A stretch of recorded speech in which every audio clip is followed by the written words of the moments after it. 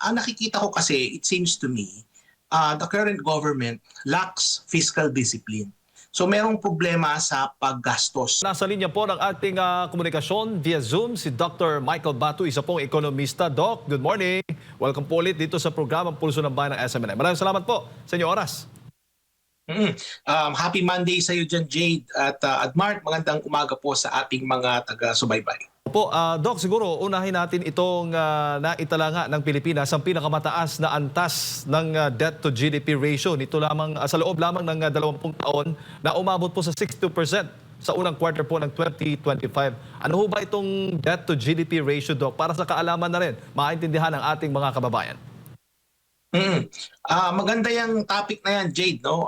Yung debt to GDP ratio po kasi mga kababayan, yan po yung laki ng utang ng bansa kumpara dun sa laki ng ekonomiya. So sa ngayon po, ang ating debt to GDP ratio ay nasa 62%.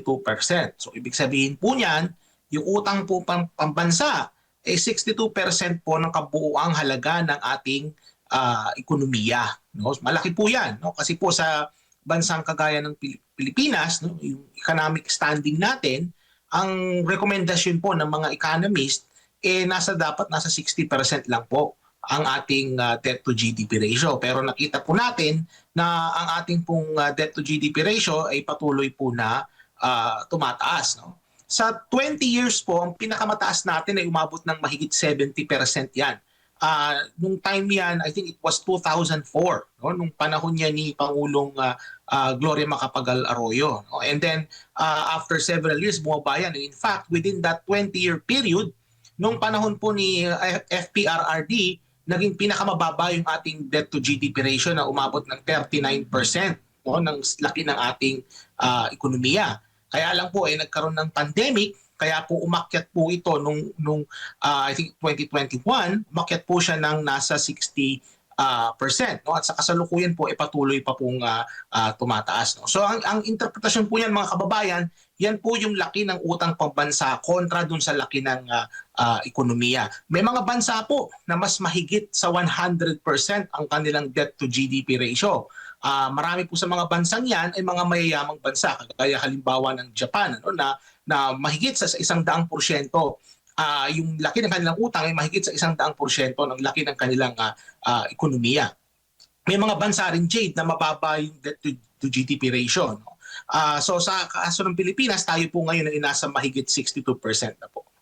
Opo, at as of June, Doc, kung hindi tayo nagkakamali, nasa 17 point something yung ano, no, yung utang ng Pilipinas. Yes. Oo, mga nasa 17 Mahigit 0.27 trillion. trillion pesos. Yan po as of June yung national debt po ng Pilipinas. Ngayon, ang tanong bakit po ito tumataas? Anong mga pangunahing dahilan, Doc? Well, ang nangyayari kasi is umuutang ng umuutang ang ating gobyerno.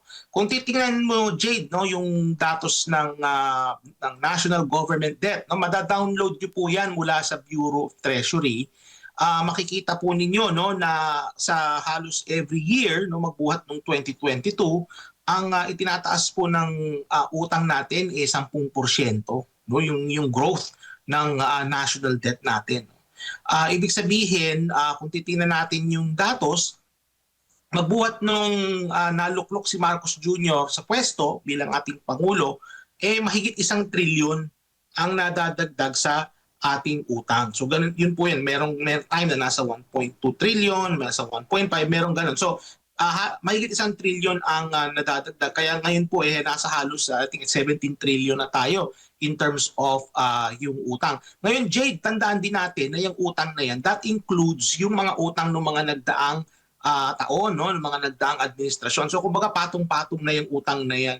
Jade, kasama dyan yung inutang ng panahon ni Pangulong Duterte, dating Pangulong Gloria Macapagal Arroyo, dating Pinoy, no? Pangulong Pinoy, lahat yan, pati panahon pa ni Erap, ni Pangulong Ramos, sama-sama na yan. Patong-patong na yung utang na yan, Jade.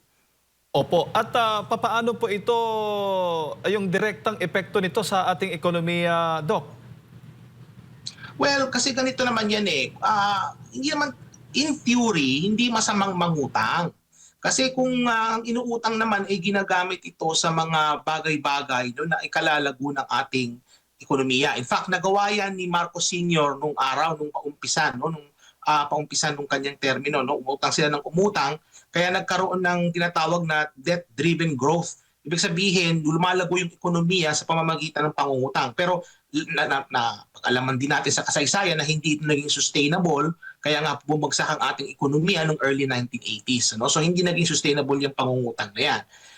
It seems to me sa ngayon, Jay, they're trying to replicate that same idea. No? Na uutang tayo, pero ang gusto nilang mangyari dyan is lumago yung ating ekonomiya.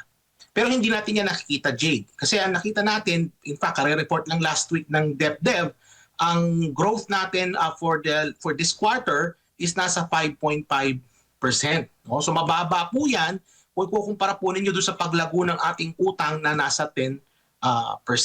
So ang inaasahan talaga dyan, in theory, dapat kung mangungutang tayo at mapunta yung inutang sa mga productive activities, yan magbubunga yan ng paglago ng ating ekonomiya pero hindi natin yan nakitang nangyari. Kasi nga, yung ating performance ngayon in terms of economic growth has been underperforming. No, underperforming po ang paglago ng ating ekonomiya. Although sinasabi ng ating mga economic managers na isa nga naman daw Pilipinas sa may pinakamataas na paglago ng ekonomiya sa rehiyon, pero kung kukumpara ninyo halimbawa ang Vietnam, ang Vietnam ay 8% ang inilago, tayo nasa 5.5% lang. No? So, kumbaga, underperforming po tayo kumpara sa mga kapitbahay natin. Kagaya halimbawa ng kaso ng Vietnam.